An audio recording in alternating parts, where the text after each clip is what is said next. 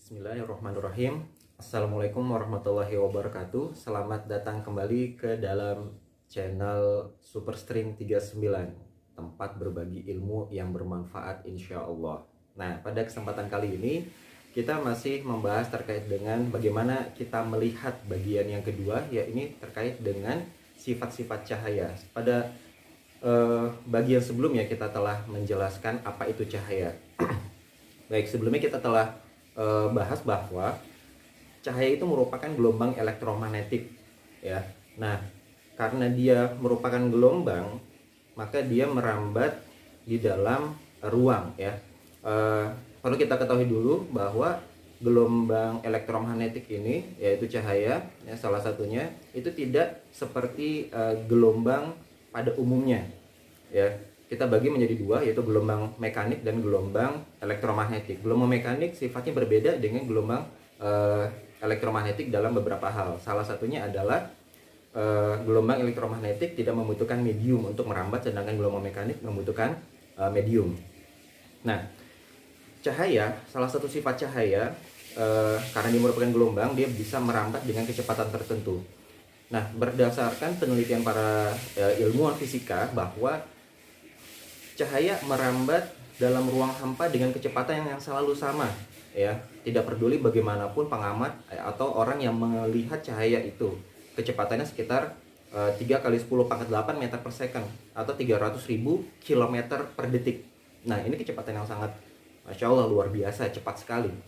Nah, kemudian secara teori bahwa cahaya merambat lurus dalam ruang selama tidak ada hal-hal yang bisa membuat dia menjadi membelok, ya. Nanti kita akan bahas ada beberapa hal, ya, yaitu interaksi antara cahaya dengan lingkungannya, ya.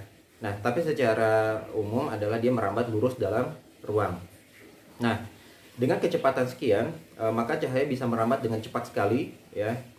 Berdasarkan prinsip Huygens, ya, nanti kalian bisa cari tahu sendiri apa itu prinsip Huygens, bahwa cahaya itu merambat, prinsipnya adalah cahaya itu merambat melalui jalur yang paling singkat waktu tempuhnya, ya.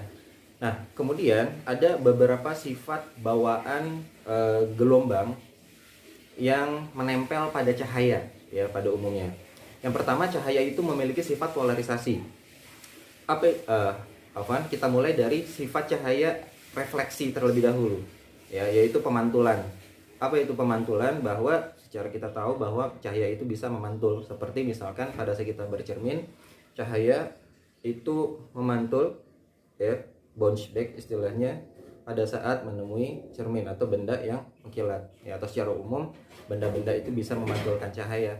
Sifat cahaya yang kedua yang akan kita bahas adalah refraksi. Apa itu refraksi? Nah, berdasarkan prinsip Huygens tadi, bahwa cahaya merambat dalam ruang membutuhkan melalui jalur yang membutuhkan waktu paling singkat. Nah, ini implikasinya atau akibatnya adalah cahaya bisa membelok pada saat ada perubahan medium. Nah, pada saat cahaya merambat lurus, dia bisa berbelok pada saat dia berpindah medium. Misalkan dari medium udara menuju medium air, ya. Sebenarnya cahaya berbelok itu adalah menempuh jarak waktu yang paling singkat menurut si cahaya itu sendiri, ya. Misal pada saat dari cahaya merambat, ya, pada saat kita melihat laser pointer jalan, ya, menembus air, maka dia akan terlihat seperti belok. Atau pada aplikasinya, pada saat kita memasukkan sedotan ke dalam cairan air misalkan, maka dia akan terlihat sedikit bengkok. Nah, itu adalah salah satu fenomena dari refraksi, ya. Dia berbelok. Misalkan lagi dari udara ke kaca, ya, pada saat cahaya masuk dari udara ke kaca, maka dia akan mengalami refraksi atau pembelokan karena dia berpindah medium. Atau bahkan dari udara dingin ke udara panas, ya, pada saat dia merambat dalam udara, berpindah dari udara yang dingin ke udara yang panas, maka dia akan mengalami refraksi juga, ya. Itu adalah refraksi. Yang berikutnya adalah difraksi, ya. Apa itu difraksi? Pada saat cahaya berjalan melewati benda yang tidak tembus cahaya. Kalau tadi refraksi adalah cahaya menemui benda yang bisa tembus cahaya. Kalau difraksi adalah pada saat cahaya melewati benda yang tidak tembus cahaya. Pada saat seluruh cahaya ini tertahan ya oleh suatu benda yang tidak tembus cahaya, maka dia akan memantul. Tapi pada saat yang terhalang hanya sebagian saja, misalkan ini adalah permukaan gelombang cahaya, nah hanya sebagian saja yang terhalang, maka cahaya tersebut ya akan mengalami yang namanya difraksi ya atau pembelokan. Ya, nanti kita lihat ilustrasinya bahwa pada saat misalkan ini gelombang cahaya menemui benda yang menghalangi cahaya ke sebagian, maka dia akan mengalami pelentukan atau pelenturan. Dia akan sebagian akan merambat tetap lurus, sebagian lagi akan seakan-akan berbelok gitu. Nah, ini juga bisa kita jelaskan berdasarkan prinsip Huygens. Nah, salah satu fenomena dari difraksi ini pada saat kita bisa melihat ya, pada saat kita merapatkan dua jari kita ada celah kecil di sini. Pada saat kita lihat ke lampu ya, maka kita akan melihat ada garis-garis hitam di sana ya, seperti itu. Nah, kemudian sifat cahaya berikutnya adalah interferensi. Interferensi itu adalah penggabungan dua cahaya atau gelombang pada umumnya ya. Contohnya misalkan gimana?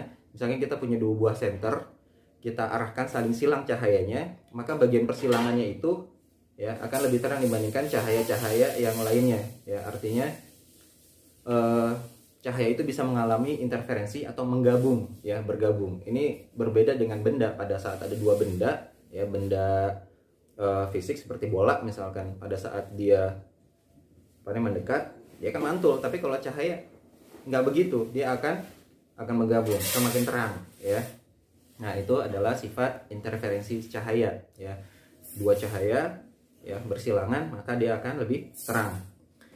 Yang berikutnya adalah sifat polarisasi cahaya. Apa itu sifat polarisasi cahaya? Pada bagian sebelumnya kita telah menjelaskan bahwa ya cahaya itu memiliki arah orientasi tertentu ya, yaitu karena cahaya adalah gelombang elektromagnetik yang terdiri atas medan magnet dan medan listrik ya, di mana medan listrik di sini adalah lebih dominan ya, arah sumbu medan listriknya lebih dominan, maka kita sebutkan bahwa arah polaritas cahaya itu adalah mengikuti arah medan listriknya ya.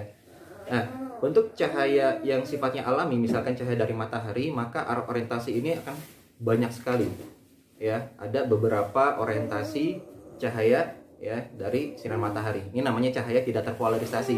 Pada saat kita ingin membuat cahaya dengan arah orientasi tertentu, maka yang harus kita lakukan adalah melakukan polarisasi ya. Ada beberapa cara untuk melakukan polarisasi ya. Salah satunya adalah polarisasi dengan menggunakan alat polaroid ya, yang seperti kita lihat di kamera polaroid ya. Fungsinya untuk apa? Untuk mendapatkan cahaya-cahaya yang sama ya, arah orientasinya ya. Mungkin itu yang bisa kita bahas terkait dengan sifat-sifat cahaya pada pertemuan kita kali ini, pada kesempatan kali ini. Insya Allah kita akan lanjutkan di bagian yang ketiga nanti. Kita cukupkan. Subhanakallahumma wa bihamdik, asyhadu an la ilaha illa anta, astaghfiruka wa atubu ilaik. Syukran. Wassalamualaikum warahmatullahi wabarakatuh.